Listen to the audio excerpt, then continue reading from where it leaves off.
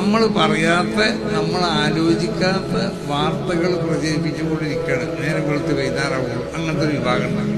ഈ വാർത്തകൾ കാണുമ്പോൾ നമ്മൾ കേൾക്കണവൻ എന്താണെന്നറിയാം, വാട്സപ്പും ഫേസ്ബുക്കും ഇത് ഭയങ്കര സംഭവമായിട്ട് പോകാൻ വിചാരിക്കുകയാണ്. എന്നിട്ട് അവൻ അത് കൈമാറുകയാണ് ചെയ്യണത്.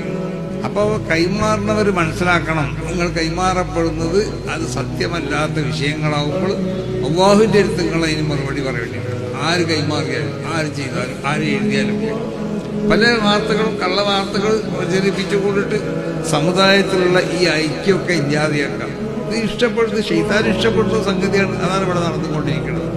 അതുകൊണ്ട് സമസ്ത കേരള ജംഇയ്യത്തുൽ ഉലമയും മുസ്ലിം ലീഗും ഒക്കെ ഉണ്ടായിരുന്ന ആ പഴയ കാലത്ത് മുതൽ നടന്നു പോകുന്നതായ ആ സൗഹാർദ്ദവും സ്നേഹവും ഒക്കെ ഉണ്ട്.